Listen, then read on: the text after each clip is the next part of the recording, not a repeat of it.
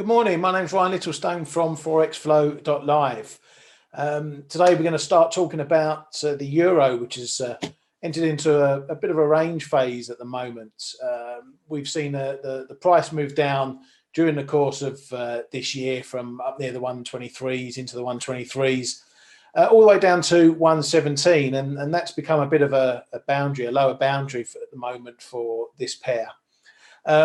Further up, we've got the 120 level, which has always been a big technical level and psychological level. And when we came down through that level, back in the early part of the year, we had a couple of bounces up and we failed just ahead of it around 119.90. So we've developed this 117, 119.90 range, call it 120. And that's where the price is sticking in at the moment. And what we're also seeing is the volatility in this pair is dropping right down. We're back below 6%, and that's on a metric I like to look at, which is the 1 month at the money option volatility. Anywhere above 7%, 8%, and we're getting into volatile territory, but below 6%, things are really calming down. So we're seeing this range here, 117, 120, and with this lower volatility, there's a good chance that we're going to see that range hold unless we get some big news. Now, obviously, the Eurozone, Europe is under the cosh of the virus still. The vaccine program is now finally starting to kick into gear, which is a positive for the euro.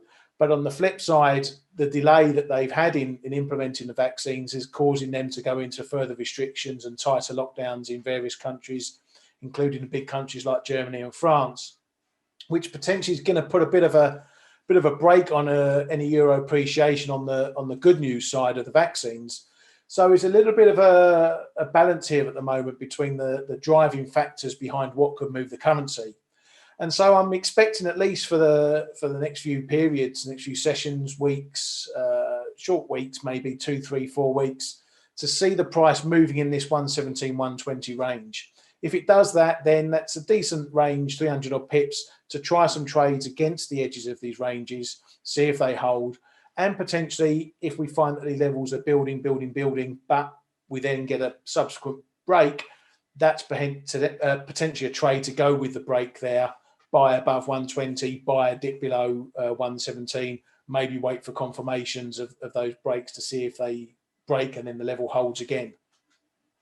So that's what I'm looking at for euro dollar in the short term. Going to switch over to euro sterling and look at the weekly chart. This is a pair that I've been short since last year, a bit of a Brexit trade and running into the vaccines and the potential recovery. Now, if you're not from the UK, then the news today is that shops and pubs and restaurants have reopened today. Limited in terms of pubs and restaurants, outside space only, but mainly all the shops are pretty much open now. And as is the case with us Brits, the pubs, people were queuing up from midnight last night to get into a pub. And we've seen long queues this morning for people getting into clothing shops. So what I'm expecting here is potentially a short-term knee-jerk bounce in economic activity for the UK, which is going to be positive for the pound. Again, we're seeing a bit of a range trade here in euro sterling. We came down through a fairly big level at 85, 50, 60.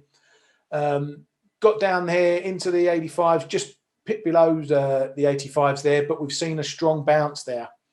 Now we're finding trouble into the 87 mark.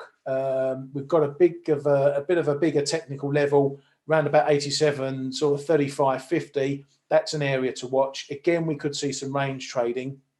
But for the next few weeks, I'm looking for a big economic bounce in the UK, at least in the retail side.